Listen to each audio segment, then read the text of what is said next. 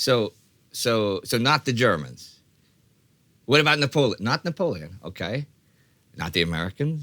Not the Ottomans. No, not the Ottomans, okay. Okay, who? What? Wait, really? In history? Huh. I would not have guessed. No. March 14th, 1941. This war is a world war, and as such, all nations, even those neutral ones, are involved. But you can kind of see that some of those neutral nations are leaning pretty heavily towards one side or the other, and you really see that this week when the United States enacts Lend-lease.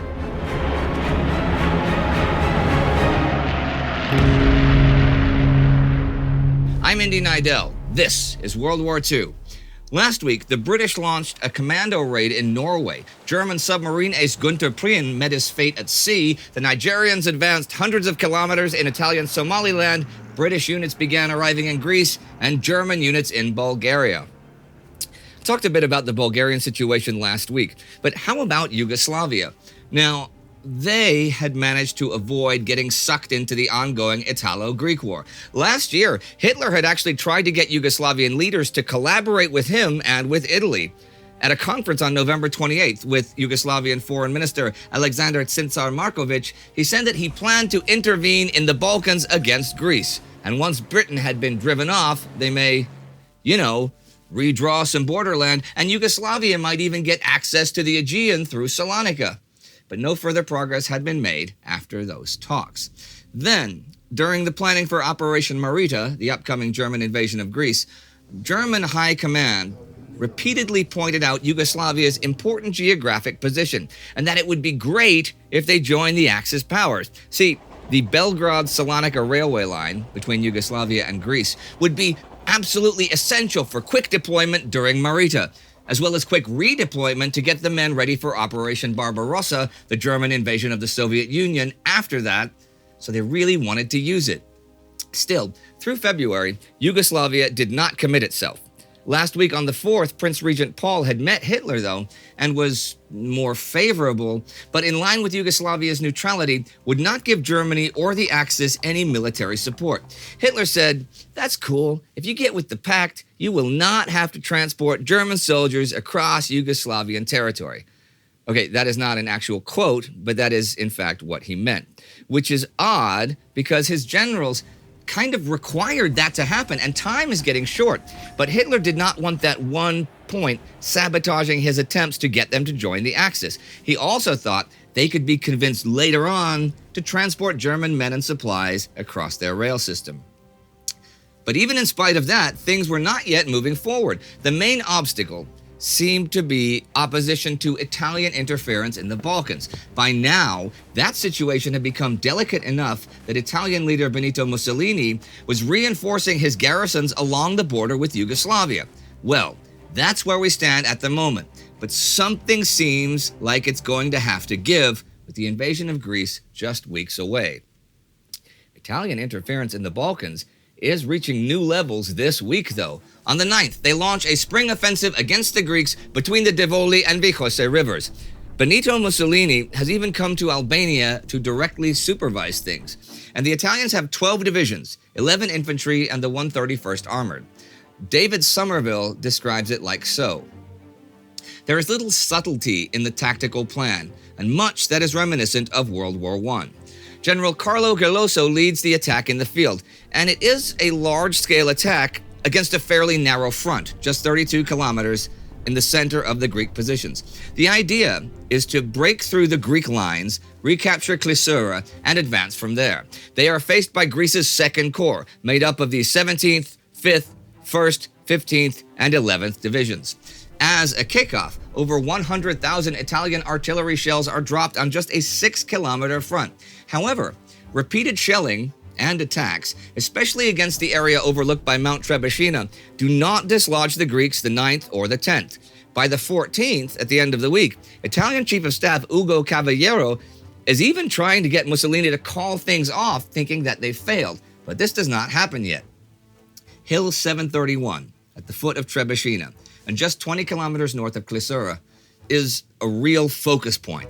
It's initially defended by one battalion of the Greek 1st Division under Major Dimitrios Kaslas, and they've been ordered to hold their position at all costs. This they do until reinforcements can take over. Kaslas even saying that if someone tries to retreat, he will personally shoot and kill them.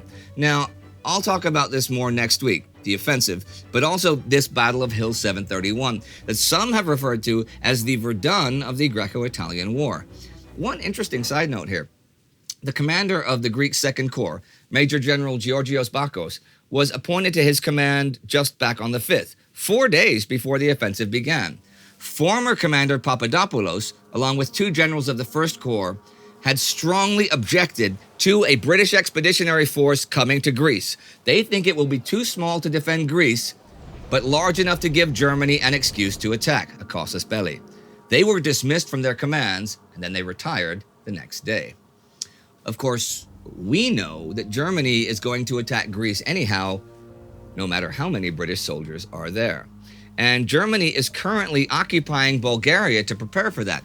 By the 9th, advanced units of the leading infantry divisions have arrived at the Greco-Bulgarian border. And a few days from now, 4 corps headquarters, 11.5 divisions, will be on Bulgarian land. One thing though, Bulgaria plans to declare Sofia an open city to spare it from any attacks by anyone. So the German units that go there are all service units. Field Marshal Wilhelm List establishes his 12th Army headquarters south of Sofia to direct his forces to their eventual assembly points along the Greek border. Now, there are 3 groups of troops that were to be sent into Bulgaria, and the first 2 groups are the ones now being sent. Okay, the Turkish ambassador to Berlin gives Adolf Hitler Turkish President Inonnu's response to Hitler's message from last week. It refers to the German-Ottoman alliance in the Great War and expresses hope that friendly relations will continue between Turkey and Germany. So the 3rd group of German units is still in Romania, and because of Turkey's attitude, Hitler decides to keep 6 of those divisions in Romania to prepare for the invasion of the USSR and spare them all the marching they'd have to do to get to Greece. But no one, and I do mean no one, is moving as fast as the Nigerians. They are still advancing in Italian Somaliland like lightning, at least the first part of the week. They've gone beyond the desert and take Dagabur the 10th. 2 things to point out about this incredible advance. Here in 1941, these elements of the Nigerian Brigade have pulled off the fastest military pursuit in history to this point. And also, the strength of their mobile columns varies with supply. Like, they take Dagabur with armored cars and 2 companies of the 2nd Nigeria Regiment. But everybody else is still 150 kilometers behind, right? But the Italian trucks haven't totally managed to evacuate the town, and a bunch of them are caught. However, after this, the Nigerians have to pause to be resupplied. They've covered 930 kilometers in under 10 days. That's a lot. And the British and Commonwealth forces will all be resupplied in the near future, it looks like. On the 11th, the Lend-lease Act is signed into law by American President Franklin Roosevelt. It passed both the House and the Senate, but not without a few amendments. It now has a time limit until June 1943. And the president has the authority to transfer ships to other countries without congressional approval. A motion banning American warships from giving convoy protection to foreign ships was voted down, however. The president can now sell, transfer title to, exchange, lease, lend, or otherwise dispose of to any such government whose defense the president deems vital to the defense of the United States, any defense article. Basically, and one huge thing it is specifically geared towards, the British can now continue to order all sorts of war stuff from the Americans without worrying about not having cash. They can pay after the war. Britain is, though, producing more war material than the US is at the moment. Those supplies of food and oil will be useful pretty quickly. Although this is an extremely altruistic gesture, it's not entirely that. Britain has to keep paying cash for as long as that is possible. So that means that a lot of British assets in the United States will have to be sold for ready cash at well below market value. Britain is also not allowed to export anything that contains things supplied under Lend-lease, nor can Britain export wholly produced British goods if the equivalent is supplied under Lend-lease. It is possible that this could destroy what remains of British export trade. We will have to just wait and see. On the 12th, FDR asks for $7 billion in appropriations for Lend-lease. This will be passed a couple weeks from now. That is around $120 billion in today's dollars.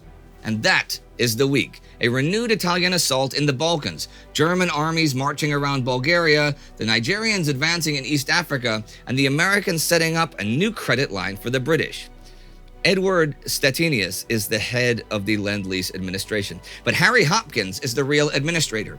He is Roosevelt's top foreign policy advisor, so it is Roosevelt's foreign policy that will guide Lend-lease. And Roosevelt just said months ago that the U.S. must be the arsenal of democracy.